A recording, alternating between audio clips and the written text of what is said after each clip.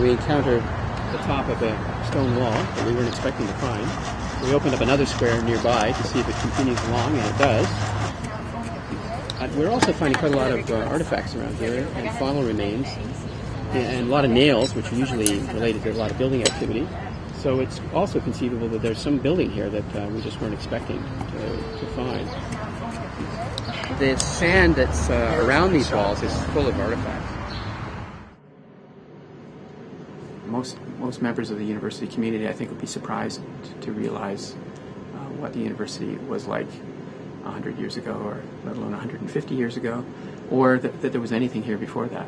There's really quite little known about what was here before that, other than forest. We were interested, if possible, in a site that was along the former course of Tattle Creek, because it seemed at least possible that one could find either interesting archaeological remains along Tattle Creek, or at least you would get interesting geomorphological features that would help to train students in the identification of different kinds of soils and sediments that you might find in a creekside setting. We've been doing the field work on the west side of Queen's Park, right near the Parliament buildings actually, but on the other side of the street, and just north of the Canadiana building.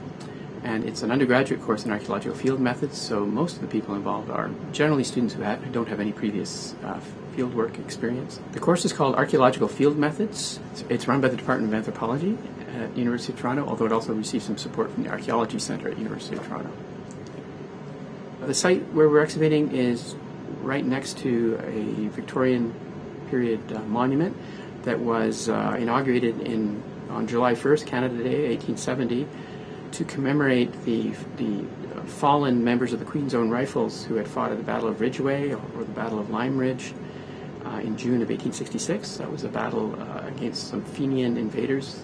The Fenians were the Irish nationalists from the United States, most of them Civil War veterans who attempted to invade Canada in a few places, fairly small invasions, but nonetheless important ones. It's actually the first time in Canadian history that a force that was made up entirely of Canadians and led by Canadian officers went into battle. 9 of the Queen's Own Rifles were killed, 3 of whom were University of Toronto students, and that's why the monument is on the U of T campus. So it's kind of interesting that some of the artifacts we find might actually be related to the very day that monument was inaugurated. We're lucky that we did find quite a few 19th century artifacts. An 1899 U.S. dime, and an 1862, I think it was, U.S. cent. We have quite a few 19th century clay smoking pipe fragments. It's possible that some of these things are related to the inauguration of the monument in 1870 that would have involved troops and probably police and former members of the Queen's Own Rifles as well. So it's conceivable there was some entertainment at that. It was also on Canada Day, so one can also envisage fireworks and that sort of thing later on in the day.